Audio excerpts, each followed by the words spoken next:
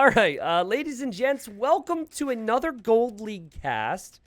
This one is interesting because I feel like a lot of you probably know about one player and not about the other, and I'm about to fanboy a little bit over both, all right? So this is the Gold League.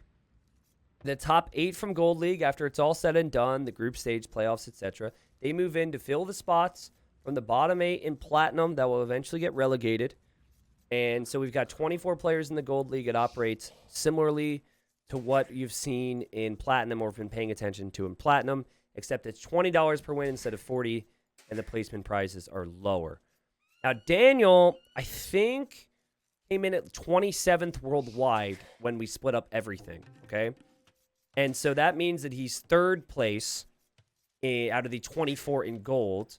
So that would mean he's one of the favorites to eventually win the whole thing and advance on through, not win the whole thing, sorry, but advance on through to get into Platinum for next season, right? He's an American player, incredibly talented. I would say where Daniel can sometimes struggle is consistency and then maybe preparation at times. But that can be the same with a lot of the top 20, top 25. Has some pretty decent tournament results. I was talking to him in the lead up to all the seedings, everything's been posted. And he did tell me that he felt he was top 24, right? He's like, I think I'm around there or close to it. Understand, of course, if my results weren't necessarily there to prove it, I'll have to qualify if so. He's 5th place, apparently. Okay, so Valis, Fire, Running, and Sato are the top 4. Got it. So anyways, you heard about him, but you might not know Kingston that well. I just said a year and a half ago, I would play this guy. He's a Mexican player. And I would beat him maybe like 60, 70% of the games. And then there was a shift and there was a change, and all of a sudden he was beating me like every time. 2300 elo, beating players like MBL, Hart, some big AM names you might know. He might have even hit 2400. Like, honestly, he's really improved, and he played in some events and made it into Gold League. So he think he's younger side too. I mean, he's like 21 maybe. So a bit of an unknown, I guess, right? So, a bit of an underdog story as well. We'll see what happens. Now, he ran forward nice and early with his Eagle here. He's playing as the Mayans, and he scouted Daniel's base, was maybe considering stealing something, but I won't be able to find much, or didn't find anything. And Daniel, no stranger of playing against the Mayans, I'm sure, will be happy that he's not lamed, and he's playing as the Chinese. So this is kind of as meta as it gets. We've seen Chinese, we've seen Mayans, we've seen Aztecs, we've seen Gurjaras, Hindustanis. We've seen different civs in different spots, but Chinese is like, at least prior to the most recent expansion and the changes with Hindustanis and Gurjaras, Chinese were kind of seen as number 1. Mayans maybe number 2, though everyone's always had their preferences for Arabia. Map-wise, I think this could be awkward for both players with the golds. You've got these 2 golds being somewhat forward for Daniel. The potential to wall here is obviously fine. And then this gold, I'd say, is good for the start for Kingston. But there's also these golds, which would be a massive issue. And Mayans would struggle more without gold. Normally, this is an Archer war. We are going to see a Barracks here. So I'm thinking maybe Man-at-Arm Archer. There's Mayans can't go for scouts. Maybe Chinese can do that. But if I were to explain Daniel to you as a player, I would say Micro Nerd. He loves to open archers. He doesn't do a ton of scout play these days. But I could be wrong, of course. I don't know what happens here. Yeah, also the wood situation's kind of interesting for both. Both got 1 back wood line. So the way our Arabia generation works is you've got 3 wood lines per player generally. And you can kind of see that if you look and you count on the minimap right now. But okay. So Kingston went forward, found Daniel's base, just came home after that. Knows his target is likely the berries. And Daniel sees the barracks, sees the mill, and he's already walling up anyways. And this is, I don't think, going to be archers, actually. I think he's going to actually try and open with scouts here. I think below 2k elo, Mayans are favorites in this matchup. Chinese are only very strong in the right hands. Yeah. I mean, I still would prefer Mayans, I think. but a lot of other people probably would prefer Chinese. I think where it gets tricky is when Mayans start to switch into Eagles later in the game. Like, that's where Chinese can struggle. That Eagle-Monk combination that the Mesosivs can go for is probably your best thing up against the Chinese. And wow, okay, Daniel received some hits there, but now he knows exactly what's coming. And there's his barracks, and he's going to time his stable here in a second. All right, should be stable for Daniel as he funnels everything in towards his TC. Started with the farm upgrade, canceled it, and goes for the wood upgrade now. Now he goes for the farm upgrade as well. All fairly standard stuff. Nothing here is crazy. We'll see if the man-at-arm upgrade will be canceled at all. I would say go for it. You made the militia, you might as well. And now we've got a range here. And a little bit of a wall going up here for Kingston. So to talk about the heights that these players have reached on the ranked ladder, we've had, I think, 2450 is probably Daniel's peak. Maybe he hit 2K5 at one point. I'm not actually sure. He's definitely been 2K4. Kingston, I think, is like 2350. So 100 elo, if that means anything to you. But the other thing about it is, like, ladder is always the same type of map. Granted, this is Arabia. So they both play a lot of Arabia. Ladder is always the same type of map. A lot of random civilizations. And also, there's just not a lot of pressure, right? Certain players thrive when there's pressure. Certain players do not. But I think Daniel, I think he still has tournament jitters. I mean, everyone. A lot of people have tournament jitters. I think that Daniel's worst days are behind him when it comes to that. Ooh, what's happening here? Why did that villager leave? This villager's now trapped. You have spearmen and archers following this up here. And Daniel, with his micro, he avoids that. And he actually... Oh, he has to get her. Okay, she should go down. Nice start there for the American. I don't know why there's no name here on the statistics bar. I think the recorded games are tied to the player account. So, for some reason, Kingston's name is just disappeared here in the files. So, I don't actually have an answer to that, but... Loving the follow-up here. Look at this. He's like, how do you engage against this? You can't fight me because I have spearmen and man-at-arms with your scouts. And so he's forcing Daniel to go into skirms. Now, skirms are, of course, a good choice, but this does mean that Daniel is probably going to have to pull away from his berries. And I'll just tell you, having played Kingston and Daniel both many times, they both are really good at the man-at-arm archer timing, and I will fall behind to both of them. Normally die in early castle age. So they're both really good at it. Daniel will obviously know how good this strategy is. But he's got 3 scouts. We'll see if he can find any damage. So far, not finding any additional damage. All these small walls on the wood line, small walls on the berries, double checking every time. And he's really not hesitating to move forward, but he is also seeing that the skirms have fletching now. They're trying to kill villagers where he can. Hasn't killed anything yet to get some revenge on Daniel. Oh, wait. Got one. All right, villager went down there. Now, obviously, the skirms can kill the archers, but you also would need to get gold to make any archers which would successfully pick off the man-at-arms here. Okay, scouts are attacking on this side. I see a market now. Market's an interesting decision. So if I see a market, this tells me that he doesn't have the utmost confidence. Oh, God, there's a villager running out across the map. Oh, God, there's another villager running out across the map. I think he set his gather point forward by mistake. Ah! Why are there villagers here? Okay. Make houses around his gold or something. You need a house. Massive mistake there. But yeah, if I see someone marketing, that normally tells me they're going to sell their stone here. And yep, there you go. And that's a more common strategy these days, especially if players feel like they're the underdog. They will try and compete in feudal age and do what they can. And then they will try and rush to castle age and hope that they can gain a lead there. Yeah, I've heard Viper talk about it a lot. The gather point bug. I don't know. Like, it hasn't been something I've been experiencing these days. I did experience it over a year ago. But my guess is he's probably stressed, right? So he's moving through his buildings and his gather points, and is probably a mistake. Clearly, it was a mistake. I just don't know if you can blame that on the game, you know? I know Viper's been saying the bug is back. I think it's if you move too fast from one thing to the other that happens. Maybe I'm just not fast enough. Yeah, I do recall when the game first came out, there was definitely a bug with that. So hard to say. All we know is the villagers went forward. The Eagle mix is pretty nice here, though. It's not leading to many more kills, though. Daniel's just going to drop a tower on his exposed gold. He's trying his best to snipe the ranged units he can see.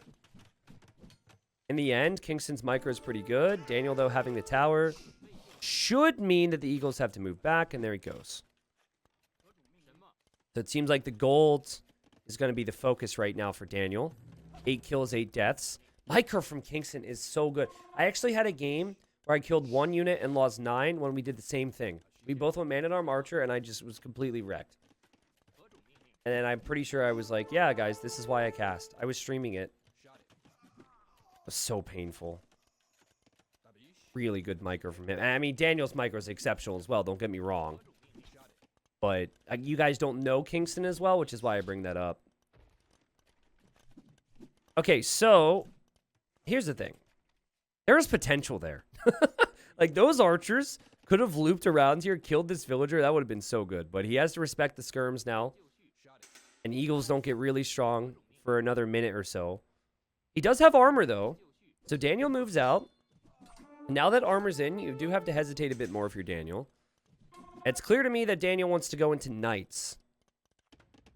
Back at home, we have 2 more barracks. Or no. That's 1 more barracks, excuse me. There's the 3rd in total, and then we have some walls. But just constantly pressuring Daniel. The Eco KD's 1-to-1. The idle TC count is similar. These players feel elite, man. There's been a couple things like the TC bug. But honestly, having casted the Platinum League, and now I'm looking at this, both of these players feel really, really good right now. Daniel just whittling down Eagles like it's nothing, not even worrying about mixing in any archers. I just jinxed KingstoNe because he ran into the skirms. But still, overall, like, he is going to keep his archers alive. And now he comes forward with the villager. Daniel will see this. Daniel, oh, maybe didn't see it. I didn't confirm that he saw it. I won't go back to see if he did. And he's going to see the uptime from his opponent and say, whoa. How did he do that? Lots of resources for knights. House swallowing this so he can take this gold. And KingstoNe wants to go for siege in his face as he's getting the crossbow upgrade now. But yeah, the monastery is the wiser opening here, I think, if you sense knights. He does know the stable's back there. And now Daniel is going to see more Eagles. He also saw the monastery. And now Eagle Scouts have 7 base attack. We also have Eagle Warrior on the way. We also have Castle Age Armor on the way. But you need a lot on gold for this. I expect a second mining camp. I think he needs a lot more on gold if he wants to go monks, siege, and crossbows. Guys, he's building the siege workshop on his face. This is like someone who's got all this confidence that he's going to own the guy like it's nothing. He's building the siege workshop right next to the blacksmith. Look what Daniel just did. He considered a counterattack because that's a great idea against someone who's gone forward on you. I don't know if it would have really worked out, but he's decided to come home now. It is a lot of knights, and it's going to be Elite Skirm and Bodkin arrows in. I guess the downside for Daniel is he only has 2 upgrades on the knights. But still, a knight has more HP and more base attack. And Daniel says, get out. Or maybe he doesn't say get out. Also, the crossbows don't really have bodkin. There's the monk. I feel like conversions are going to be really useful here. And... Oh my god, what? That monk survives? Dang, okay. Daniel, worried about this all-in siege push, has gone to stone and has prepped more towers, guys. So he's really concerned about this. And he's going for guard tower now. Not a bad play if you want to defend from a siege push, I guess. But probably a sign that he didn't have confidence he could ever fight this. And here he goes with his knights. Now, what you want to do is you want to pick off the reinforcements or you want to get through. So you have 2 options. If there's a hole, Find the hole, obviously. Otherwise, you pick off the reinforcements. Eagles will get in on the golds. We'll realize the knights aren't there. The knights are here. There was a hole. There is a hole. There's not a hole. The Eagles are on the gold. And Kingston dives. He says, I know your knights are at my base. So now I'm going to go forward. He's able to take out the knight. Does lose the siege. Actually, hasn't killed many villagers here. And now here comes Daniel back home. He's going to do a loop with his skirms, I think. But guys, Daniel needs to take this gold. Daniel's been off of gold for a couple minutes now. He really needs to take this gold. And okay, he drops the TC on it. 73 pop for 66. An incredible game here. The monks are going to make their way in, but Daniel's usually going to use the tower against them. He can't do that, though. One knight's converted. I think the next... Oh, and a headshot! A headshot on the skirms. The skirms are gone. And Daniel's desperate. As he repairs the tower, he's still got knights. And he gets back inside with the villagers. My goodness. I mean, still only 3 villagers total have been lost by Daniel this game. He still has the villager lead. And a lot of Eagles did die for Kingston. So that's a really weird one. Daniel's still killing it with the KD after losing all those skirms. Just shows the power of knights. And why you have seen the monks here. Because without the monks, I don't think a push like this would work too well. Okay, more repairing. A little garrison. The scout's now here. Kingston kills his own eagle. And Daniel about to go to TC number 3. Meanwhile, it is still just one from the young Mexican who's trying his best to, or has been trying his best to all in this to finish the game quickly here, but it just doesn't look like it's going to be that easy. I'd love to see Daniel get a monastery up to convert his knights back, but also to heal. And did I call that? Did I call that or what? Yeah, he adds the monastery. It makes sense. Also, lovely micro with his scout that's now on 1 HP, but the HP obviously doesn't matter when up against monks. Tower from Daniel. Good reaction. He's so fast, man. And he has to somehow complete this tower because he still will have gold problems if he can't get a tower up here. He's now back on this gold.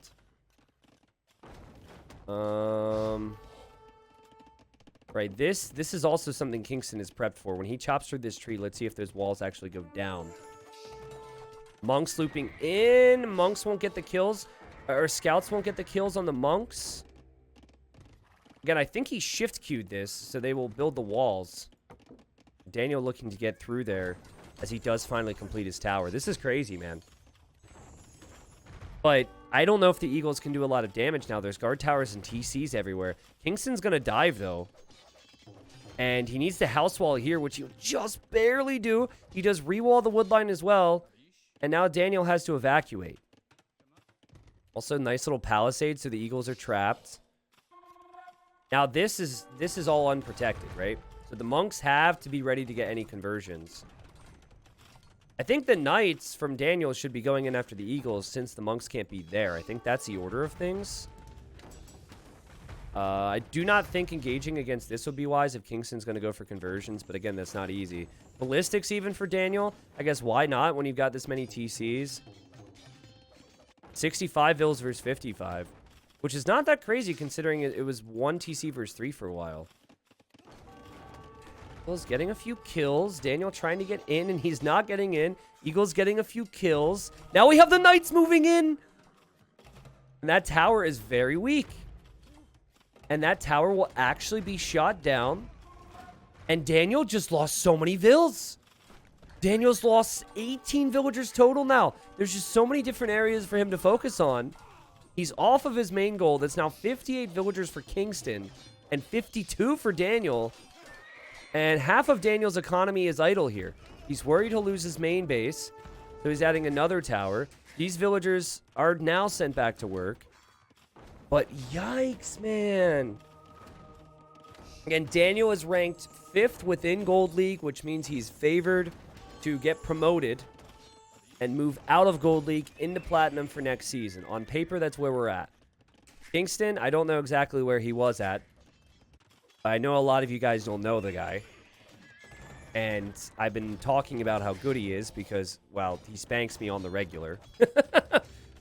So, there's a lot of players like this, right? There's a lot of players like this who are talented that just maybe don't have as many tourneys under their belt and maybe haven't had as many opportunities. 64 vills versus 56. The thing for Daniel is his worker efficiency's in the toilet. 33% worker efficiency last minute. He can't seem to break through with these knights. None of his eco is working efficiently. These villagers have to garrison. KingstoNe, I think, is intentionally doing this just to keep the villagers idle. Now he's pressuring this TC. Daniel's running over here now to do something. And, oh, there's an overchop. And Daniel actually has found the way to get gold. So he's going to drop a tower on the enemy's wood line and then be able to get gold as well because of it. That's really cool. More towers for Daniel. He's invested a castle's worth of stone into towers. But it won't protect this TC. And now some eagles from KingstoNe are here to defend. And 2 TCs for him. I love how much focus he has on his micro. Like, there's never a point where I'm looking at his army and saying he's not controlling it. He's always doing something with his army. And it's a pretty reasonable economy as well for someone who's focusing that well. That much. But yeah, Daniel will get gold now. The problem has now become other resources. Like his villagers are constantly garrisoned inside towers. He doesn't have food. He doesn't have wood. And gold might just lead to him buying stuff, I guess. I imagine food isn't that cheap either because it's probably been purchased a lot with the way that KingstoNe has played this. Which, by the way, I mean, the ecos are kind of rough for both players, but I just did notice that KingstoNe hasn't actually had score lead ever since Feudal Age. I don't think there was a point where he had score lead. Still just continues to push forward. Oh god, these villagers have to move away. And I think Daniel's dead. KingstoNe takes the first game. Daniel loses against an all-in style push. Very impressive from KingstoNe. I'm trying to think about where it went wrong for Daniel. Because he took that really good fight underneath his tower. I honestly think it was just the idle time that caught up with him. And I think he needed his own monastery. And he needed to heal up his weak knights earlier on in that game. But it was just a consistent flood of eagles. Like, look how many eagles were created. 61. The highest unit type was skirmisher for Daniel at 26. And KingstoNe just didn't care. He's like, I'm going to hit you here. I'm going to hit you there. One of these times it's going to work. If I'm not killing villagers, I'm going to idle villagers. And it was just, I'm taking control. I'm taking control. I'm pressuring you. Game number 1 on Arabia. Would have expected Daniel to get the win because Arabia is the map that he's a beast on. And he doesn't. So now the next game will be on whatever Daniel's home map is. Here we are, game number 2 in a play all 3 in the Gold League. I think this is Group D. I forget. But we have KingstoNe in the red, who won the first game. It was an impressive victory against Daniel. And Daniel's probably like, man, dude, I got to stay on my toes. I have to stay on my toes. That's the whole point. You have to deliver every single week in this league. It keeps the players consistent. If you don't deliver, you're out. And you have to claw your way back next season. Obviously, like I think when I talked about these groups, I did say that KingstoNe was going to perform quite well. I think that he was underrated by most viewers out there because they don't know him too well. That said, I don't see a world where either of these two players, even if they underperform, ever get relegated from their groups. Like, I think they'll probably be back in gold at the very least. This is still round 1, right? Anyways, I'm literally like speculating on all this stuff after one game is ridiculous. Japanese for Daniel. Good civ for a map like this where you've got water incorporated. We've seen Japanese, Lithuanians, Persians, Byzantines even, Huns. And then Italians is maybe one that's underrated. Italians have the cheaper fishing ships, cheaper dock techs, and it's also cheaper to go up to the next stage. So I imagine we're going to see a dock in the safe corners for both players. And then normally the Japanese player will play into man-at-arms and archers. I could easily see Italians compete with that as well. But also another strategy is sometimes sneaking onto the opponent's pond. Not an easy map to play, and both players have pretty brutal gold positions. This gold could easily be disrupted, and it's underneath a hill. And then this gold for Daniel is even worse, I'd say. Hill on the front. Does have this gold he could take as well, but that doesn't seem much easier. So definitely, regardless of your water control, you're definitely going to need to lock your golds down. But yeah, the whole point is to mix up that pressure of water and land. It's called a hybrid map for a reason. You need to mix it up, and there's no right or wrong decision. It all depends on what you're seeing and what your opponent's doing, and the flow of the game can change all the time. T90 is actually super good at pronunciation. He just says things wrong to produce dialogue in the chat. Yeah, exactly. I do it for you guys. I also, you know, the whole memes about me being bad at farming and, you know, the mistake with the neutral archery ranges on islands. I did that for you. Like, if I played perfect, you guys wouldn't be able to relate. Right? It's important that you guys don't feel alone out there. So I do it for you. Yeah, we'll go with that. Also, don't laugh, because if you laugh, it brings me pain, and I can't sleep at night. Okay, thank you. Yeah, I'm actually a little surprised that Italians aren't picked more. Just thinking about how many other civs have been picked. Also, this is kind of unfortunate. Why is there no fish here? I guess for Daniel, he's got one close by and the other's further away, but there's just like a big old gap. It's not like there's more or less fish in this area. I think it's supposed to be 8. I think that's what I told Crazini. Yeah. Also, I said all salmon. It's Dorado! What are you doing? Crazini fired, man. It's literally the same in game, but it's not the same to me. Because it's 225 food on both. Maybe I said 225 food, but the fact it's not salmon means we might be searching for a new map maker. Okay, let's look at scouting. Okay, no scouting here. Daniel has scouted the shoreline. So Daniel has done a better job in that regard. Keep an eye on how much he sends to wood, and if he's going to end up having wood for a barracks here. He's sending more to wood. He'll probably click up in a second. If Daniel wants to sneak a dock up, though, he's already scouted the path. I feel like that's a legit strat here. Okay, I think he wants to go barracks, though, because he has 3 vills. I think it's going to be building the barracks with the 3 vills, immediately take the gold. Yeah, I think that's it. Because if he wants the man-at-arms out at the proper time, he needs to have the barracks up really fast. Now, Daniel on 3 fishing ships, which is really uncommon. Normally, it's 4 minimum, but he is also up really fast here. And meanwhile, we have... oops, doesn't have the wood for a lumber camp yet. There we go. But we have Walls from Kingston, who I think recognizes the threat of a sneak villager taking the pond. And honestly, really bad scouting. He's now even looking to see if he can find his opponent's dock. But he's not anywhere close, man. I don't know what his opening is going to be here. He's going to go to gold. Actually, I know what he's going to do. He's going to go archers. The problem is, if you don't scout the man-at-arms, you could lose everything if you don't get walls down. So I think since he's full walling, there's a concern that he will not try and small wall this and that the militia could come right to the wood line. Daniel obviously will have to get back over there to see what's up. And let's see. Okay, they both hit feudal. Daniel sees this villager. Kingston's trying to wall up. His strat is wall up, play super defensive, and sneak vills to the other pond to get more fish. And Daniel sees it. Daniel sees her. And Kingston's now going to try and run home with her. But now the militia are here. Great pick off for Daniel.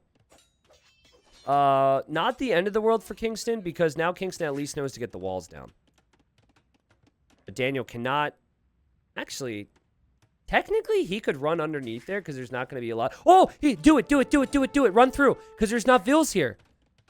Oh, my God! That's such a great play! Normally, you would never do that. Now, there's enough villagers... And, oh, God, wait a second. Oh, no. Oh, wait. Actually, that was a disaster. Oh, no. The thought was so good. because normally there's not a lot of vills underneath the TC, and they're all on wood and whatever else, so they can go for the different strategies. But, oh, Daniel. Daniel. It's nice to know we think alike.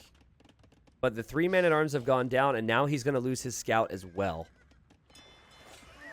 Can you imagine how epic that would have been, though, if he just gets through and wins the game? I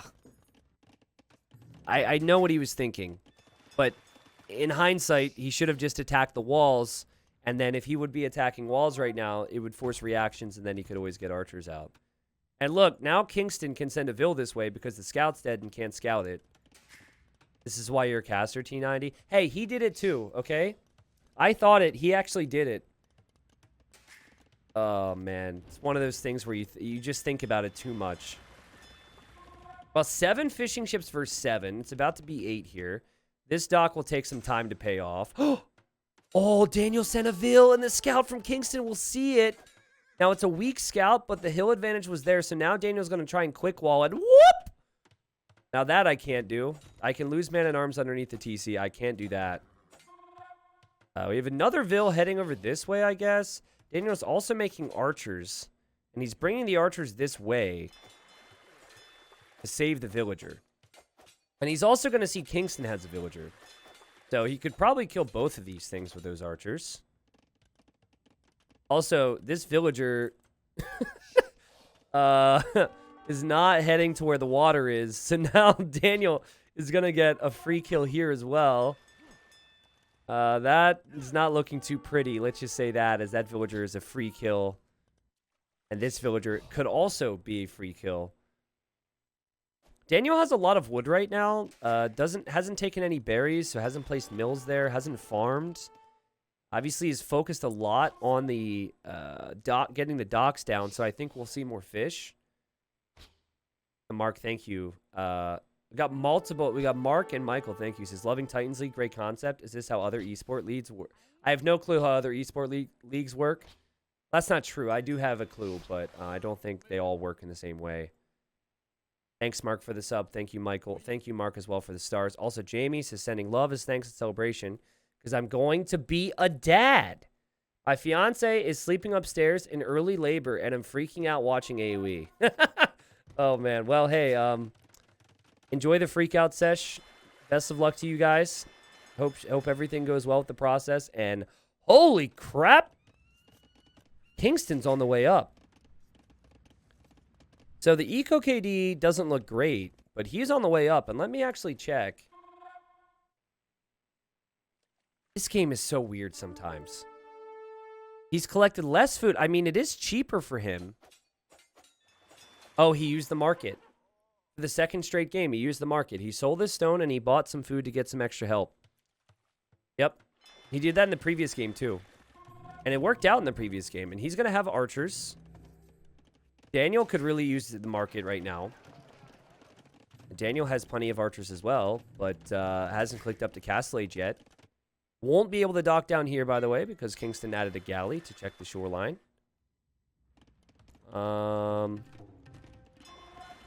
Fishing here is pretty much all we're going to see. I think 8 or 9 fishing ships max is the way to go. What I like about it is he's rushing to the next age with military control. It's not rushing to the next age and then just having 5 units. He's really going to have a solid number to be able to compete with Daniel. Daniel did tower the golds. We talked about both golds being an issue. Daniel didn't use his archers at all to try and pressure this gold in feudal. He was too busy looking at everything else. And even still, he's got his archers over here looking around. But he does have the stronger economy now. Obviously, we'll have some concerns, though, if units end up getting through. Here come the crossbows.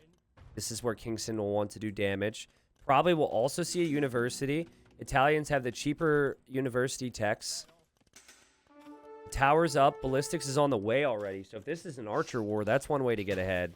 And he's also going to waltz forward and make a siege workshop.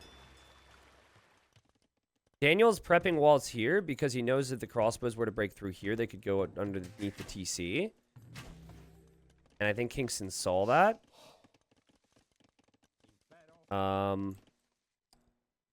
Okay. Doesn't look like there's any holes here.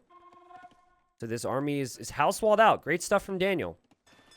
Having the house walls here is fantastic. It looks like Kingston is just going to turn around now. Oh, and he's turning around because he's losing his villager here. Ouch. What a great play from Daniel. 15 army versus 14. Obviously, not having ballistics is painful for Daniel. He's going to have to catch up in that regard. But that delays the inevitable siege push. That said, Kingston is not hesitating to fire here. And I don't think Daniel's going to pick up on the ballistics is in when he needs to. And now he knows what an annoying problem for him. And whoa! The crossbows are going to dive in. Oh, God. Oh, no. And now Daniel doesn't have enough villagers in the town center. And his whole wood line is exposed. And he calls the GG. Man, this Kingston guy, he knows how to go for the kill. Like, it's 2 games where he goes for the kill. But I want to watch this moment here. Because when you use the market, you know you're on a little bit of a clock, right? Okay. So I was never thinking the crossbows would go through here personally. I guess there's a hole between these. I could tell you there's a hole here. But I want to watch this again. Okay, so the crossbows show up. There is a hole there. Daniel immediately garrisons. And now he's like, oh, crap, oh, crap, oh, crap, oh, crap, oh, crap. And yeah, the crossbows just run right through. And Daniel's going to get all these upgrades. But his army's over here. The siege workshop will probably complete. And all of Daniel's lumberjacks are just going to die. What a crazy play from Kingston there. And yeah, I mean, like, Pierre in my chat probably knows Daniel. He's like, who's Kingston? He's an up-and-coming Mexican player, and he's just taken 2 wins off of Daniel. Impressive stuff. Also, for what it's worth, he added a lot of fishing ships as well. So it wasn't like he's on 16 fishing ships. It wasn't like he was behind in that regard. Had tons of food in the bank. He played really well there. Just clinical at getting to Castle Age and making early Castle Age work. Obviously, the first game went on a little bit longer. But it's play all 3 games, and Daniel doesn't have a win yet. And the next game is going to be on the home map for Kingston. Now, I'm thinking maybe Fortified Clearing, maybe Arena, because he knows how good Daniel can be on Arabia, even though he beat him. And also, Kingston does have a bit of a reputation for liking Arena. Yeah, that's got to be frustrating for Daniel. I assume he thought this was closed at the very least. But I would have liked to have seen this game go on a bit longer. If those crossbows don't go in there, I think Kingston still has the advantage. But a tilting one for Daniel there. Thanks for the sub. Guys, 100% of the... as we step into game number 3 here, and it's on Arena, Bohemians versus Burgundians. This is on Kingston's home map after 2 wins against Daniel. 100% of the support from a subscription does come directly towards me on this platform. I know a lot of people don't know that. Normally every platform takes some type of a cut, right? But there's 0. It all goes directly towards me here. If you sub or support, thank you. Means a lot. All right, Daniel needs to recover here. I mean, getting 3-0 to open up the group stage would be disastrous for him. I think he could still, you know, bounce back in the 5 rounds or 4 rounds to come, but I certainly want to get at least 1 win on the board here. He's playing Bohemians, and then we have Kingston playing Burgundians. Feels good to see Arena, actually, because we saw a lot of fortified clearing, which is very different. The thing about Arena compared to maybe the ladder Arena in this event is that you're a bit closer together with your walls. So I think it makes the monk siege pushes be a little bit stronger. It could definitely benefit the Bohemians a little bit. Bohemians get the mining upgrades for free in each age. So that's fantastic. You also then have the solid monk upgrades. I think what really makes Bohemians hard to stop, though, these days is the Halb Hufnitze combination. I don't think there's any civ that can really deal with Halb Hufnitze easily on Arena. So if you can get to that combo, I think that that's going to be the goal.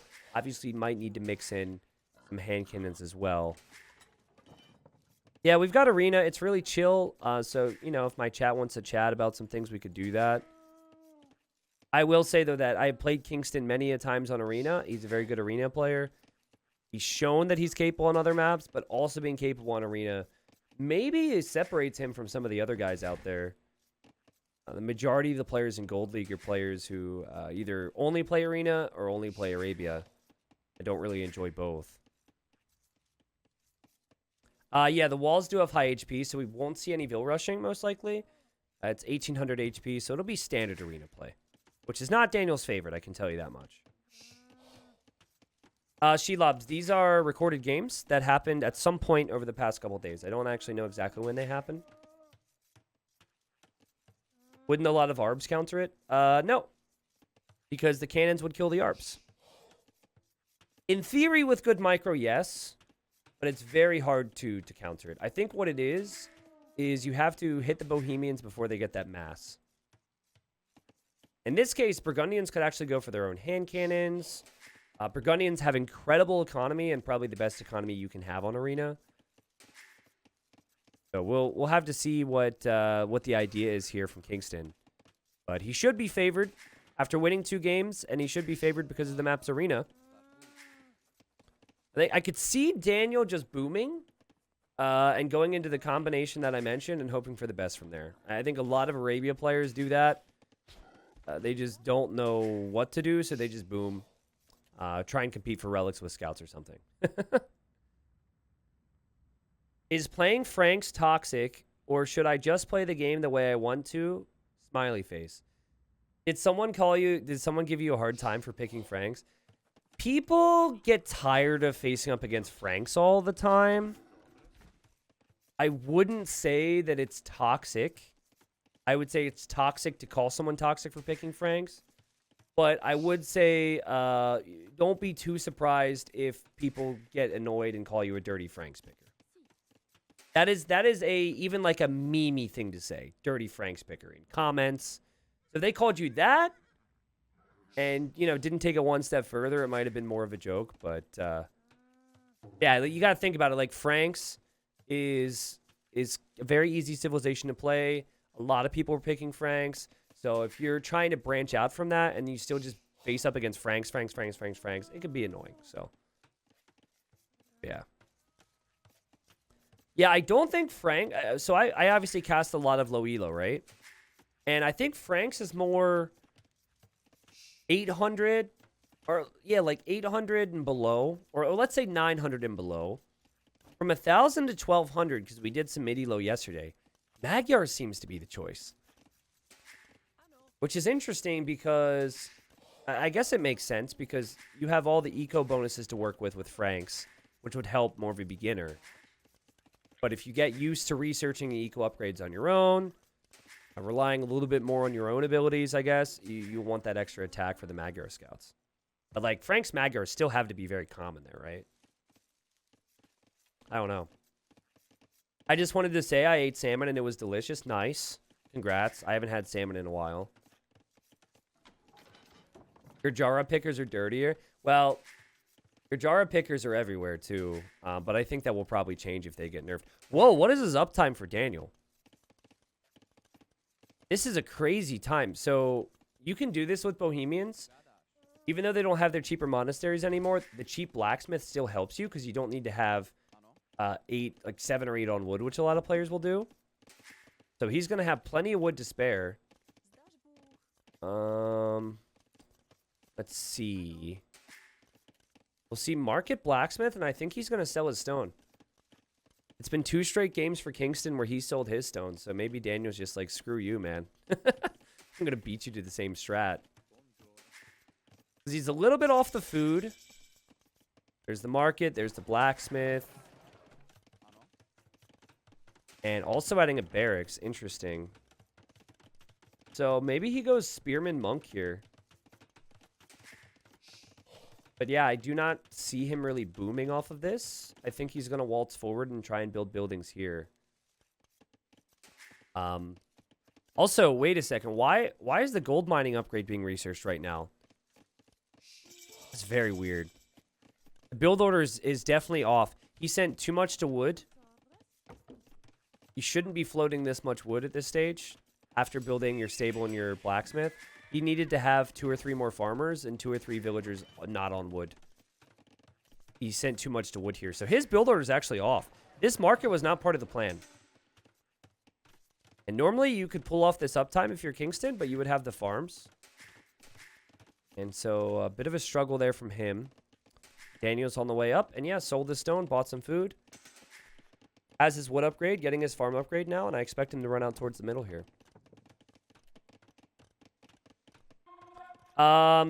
What's up, Robert? He says, T90, I have a question. Where can I find out about the rules for this tourney? The rules. Can you give me more information on what you mean by rules? I'm curious on how in-depth you're talking, because there's information in different spots, right? So, like, if you're just talking about the general tournament structure, I can recommend one place. If you want to know, like, what page on the handbook talks about X, Y, or Z, if a tree is bugged, you know, like, all the real specifics, then I could talk about that as well. Technically speaking, you want the handbook, which would be on AoE Zone. You can also read about other things on AoE Zone. We do have a doc, which we could link you, and you could read about the general structure. I would normally recommend Liquipedia, but Liquipedia is spoiling some results, so I would say maybe wait to look at Liquipedia till after this, and someone can link that. Because I think these results are going to be on there. I myself have not been looking at Liquipedia for that reason. And woo! Quick walls from Daniel. And he goes double monastery. Also, I noticed that Kingston sold stone. Sorry to make it complicated. Sorry to make it complicated. He sold stone, I think, and probably realized the prices had changed. So I think then sent all these villagers to stone to prep for towers. It's interesting. Because I think, well, now he's confirmed it. Now he knows that there's going to be monks, and normally there's going to be siege as well. I could also see a world where Daniel just doesn't add siege, but it would make sense if you're going middle monastery to pressure with siege. Okay, spearmen for Bohemians out. Monks getting ready. So yeah, sorry. So it's just really complicated because I don't want you guys to spoil results looking at Liquipedia. But someone could maybe link Liquipedia. Just don't look at Gold League and you're fine. I did cast other things earlier today in Platinum, but that content's already out there if you want to see it, and it'll be on YouTube.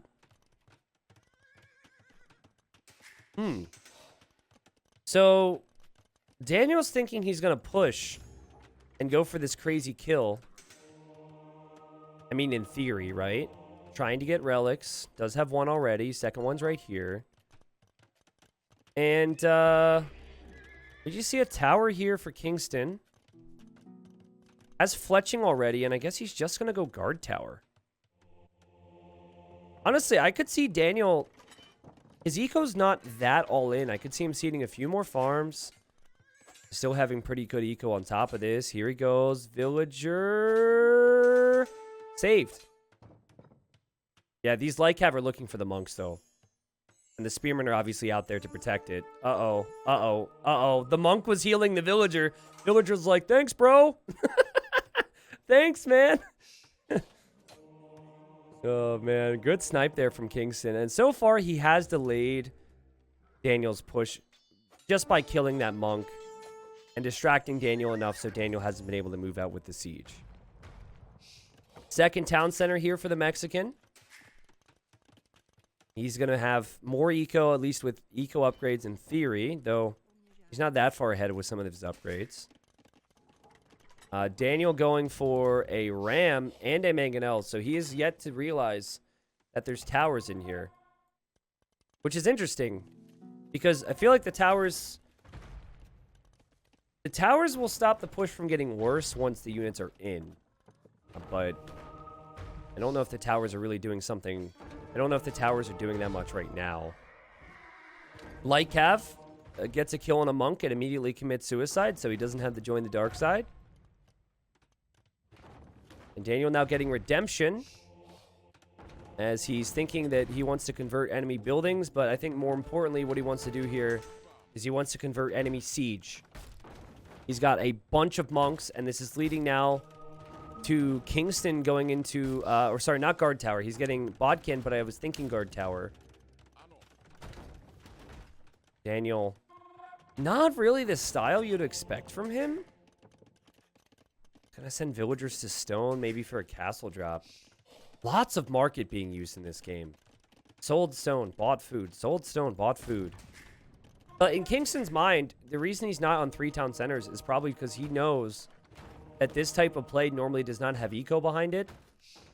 But it does actually have decent eco behind it. 40 villagers versus 35. So KingstoNe has been really scared of this. And I don't know, like, Daniel hasn't really progressed too far, but also KingstoNe hasn't gotten too far ahead. I think the difference between... I think the difference with how KingstoNe has reacted to this compared to, let's just say, like, a top player like Viper is when they made the towers and when they got guard tower. Great snipe there from KingstoNe. Fails to get the next monk. But, for example, these towers were up a long time ago. The university was up a long time ago. Also, KingstoNe's housed right now. He needs to make houses.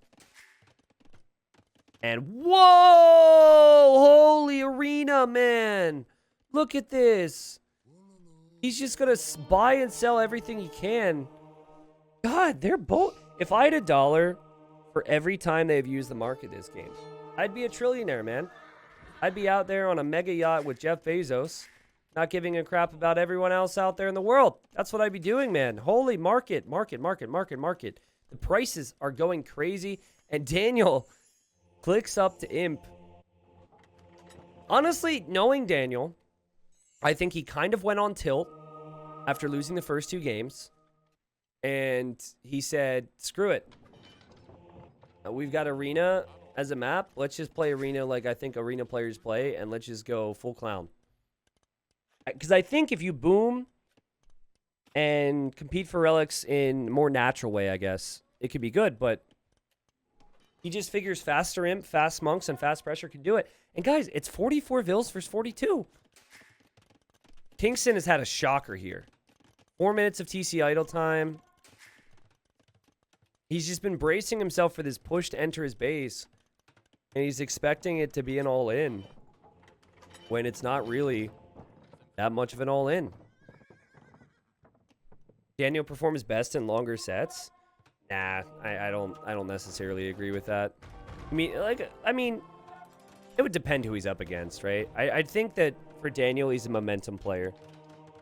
If he's winning, he's gonna win a lot. If he's losing, sometimes he can struggle to bring it back. Best of 21 would be pretty ridiculous, as they can be kind of in general, right? Imp is on the way now for KingstoNe, and he wisely has used the back TC. He does have this TC to create more villagers, so he will gain a villager lead. KingstoNe sees his castles here. Will know it's going to be a lot more monks. What do you do against monks and trebs in this situation right now if you're KingstoNe? Because the best way to counter monks would probably be to make light cav, but Bohemian Spearmen have bonus damage against cav. So as long as the Spearmen are there, I think this gets really complicated.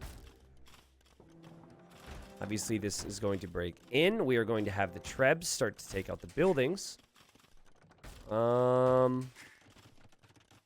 Barracks. Archer range on the back. I don't think he even knows what he wants to make right now. I think, actually, he placed the barracks thinking he didn't have one because he's stressed. Thinking he needed one before the archer range, and now he's adding the archer range because he wants to go hand cannons. I don't know, though. Obviously did have the barracks before because he needed that to make the stable, right? Well, what's kind of annoying for Daniel is he hasn't been able to break through yet. And this is taking a lot of time. But I'm fairly okay with the way his eco is set up right now because it's heavy on stone for another castle. Tons of monks. 13 monks. Is still continuing to get all of his upgrades. Yeah, Bohemians have a unique tech that means they're that changes the cost on their monks to food. But that technology is always so expensive that it just doesn't really feel like it will ever be researched competitively. If you think about all the monk plays, it's normally in situations where you already don't have the food. Daniel kills the light cav. Daniel finally makes it in. And here he is. Another tower is what he sees. We see chemistry on the way now. So I guess the plan is to go skirms and maybe hand cannons here if you're Kingston. But the Trebs will continue to take out buildings. And Daniel has a massive lead. 28 army versus 3. Also, the 5 relics helps a lot with your economy. It's bringing in gold constantly. I think this is over. I think Kingston just completely overreacted to the push. Yeah, he calls the GG. Wow, what a weird game. 10 total kills in that game. Kind of a boring one. But yeah, I think... Okay, so let's go back to like 17 minutes. All right, so I did talk about how I think he screwed up his build order initially to get to Castle Age in the first place, right? But okay, so right when he hits... So first off, he's got like 7 bills on stone. Now he's making a tower. And now he's in castle. Okay, so what you normally see here is an immediate town center drop because you're going for the eco play. But he's so worried about this push, I think he goes for the university here. Yeah.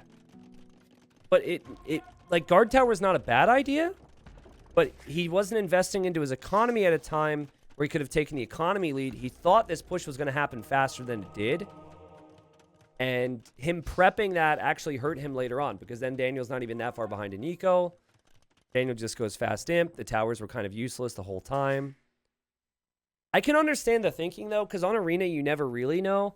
And when you see the double monastery and you know Daniel might be a bit frustrated, you know an all-in is coming, but still a great series for Kingston. He gets 2 wins on Daniel.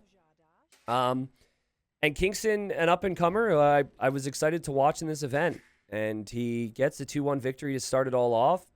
I forget who else is in his group. I'll maybe read off a couple of those names here in a second. But I don't know if he's favorite to get promoted because that means he has to be in the top 3 of his group, then move on to a playoff system and get into the top 8. But if he continues to play like this and continues to get results like this, then he will. Because Daniel was, as we mentioned, 5th place out of the 24 in Gold League. Daniel's definitely one of the players that everyone expects to get promoted.